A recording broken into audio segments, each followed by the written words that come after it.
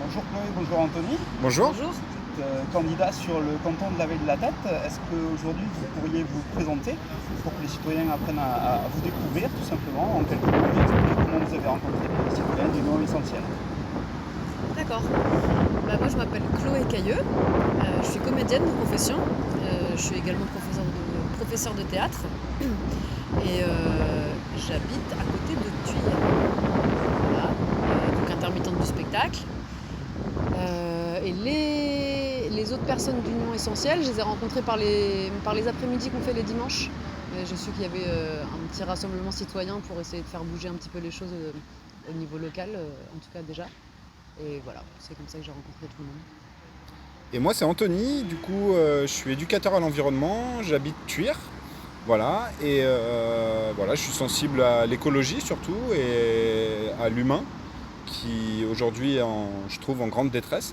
Et voilà, donc du coup moi comment j'ai rejoint Union Essentielle. En fait c'est plusieurs collectifs de parents d'élèves, de médecins, voilà, plein de citoyens qui ont décidé de se rassembler pour porter une voix citoyenne et voilà. Très bien, merci. Est-ce que vous pouvez m'expliquer quel projet vous souhaiteriez voir porter auprès des citoyens de votre canton tout simplement, qu'est-ce qui vous tient à cœur, qu'est-ce qui vous fait vibrer? Moi je pense que le plus important, ça se porterait sur l'éducation, parce que les enfants d'aujourd'hui, on sait que c'est le monde de demain.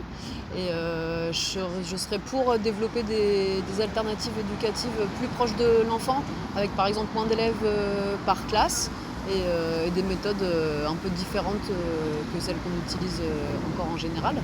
Et puis surtout une éducation alternative mais accessible à tous. Parce que pour l'instant, il y a des écoles comme ça qui sont très proches de l'enfant au niveau de l'éducation, mais c'est des écoles qui sont payantes parce que non subventionnées par l'État et donc pas forcément accessibles à tous les citoyens. Donc je pense que ça, c'est un des trucs très importants. Après, forcément, je suis sensible à la culture, étant intermittente du spectacle. Donc je pense que de développer des initiatives locales, culturelles, pour remettre un peu plus de culture dans les campagnes, ça, ce serait intéressant, important. Voilà.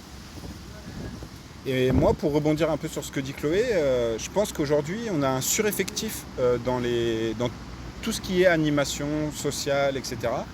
Que ce soit pour des enfants en difficulté, même dans des accueils périscolaires, etc.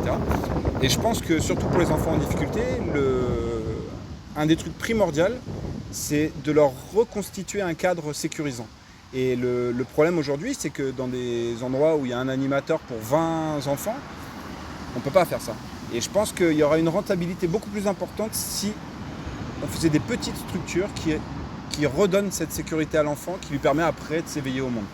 Et après, moi, la deuxième chose que je voulais parler, c'est la démocratie directe. Donc je pense que ce qui est porté essentiellement par cette liste, c'est ce sujet. Contrairement à la démocratie participative, qui est une démocratie où on consulte le peuple sans prise de décision derrière, la démocratie directe sera une consultation avec obligation de prise de décision. Donc écoutez vraiment la parole du peuple. Voilà. Super.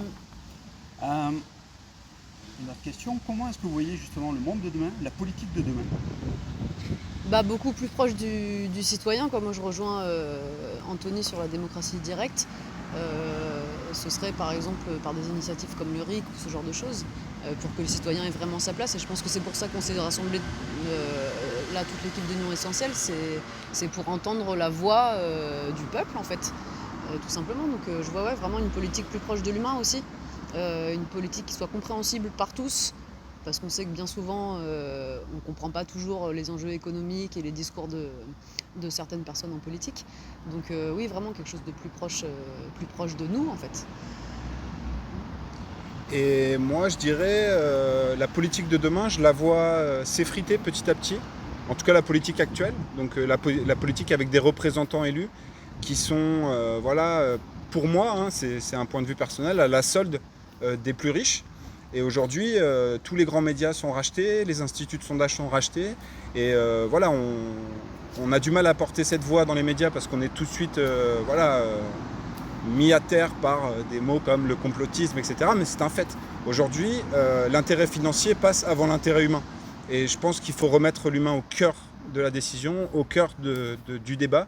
Et voilà. Et ma deuxième chose, je pense que c'est l'écologie. L'écologie, elle devrait être ni de gauche ni de droite. Elle devrait être un thème central parce qu'aujourd'hui on va trop loin. Et aujourd'hui je pense qu'il y a eu, là en France, il y a 40 listes au départemental citoyennes et il y a 8 listes au régional citoyennes.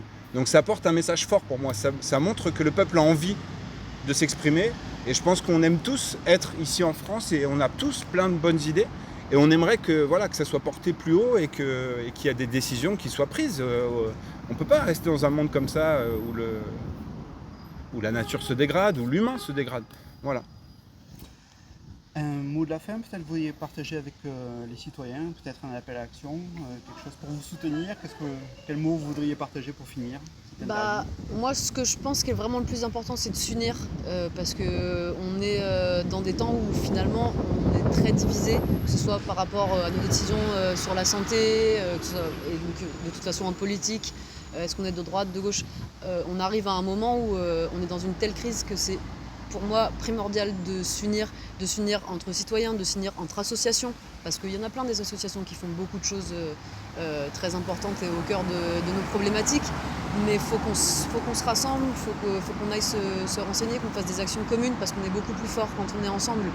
On sait qu'il y a beaucoup d'outils dans ce département, beaucoup d'outils associatifs, et ça, oui, vraiment, je pense que le rassemblement citoyen associatif, c'est une des choses les plus importantes. Et je rejoins Anthony également par rapport à l'environnement, qui est, je pense, la première problématique à traiter, parce que là, c'est une urgence, c'est vraiment une urgence.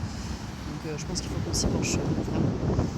Et moi, ça serait simple, si j'ai un message à vous passer, amis citoyens, c'est arrêtez de vous mentir, arrêtons de nous mentir. Arrêtons de nous mentir. Plus on fera l'autruche, plus ça sera dur après. Et on doit réagir pour notre planète, pour nos enfants, pour la vie en général. Chloé, Anthony, merci. Merci à toi.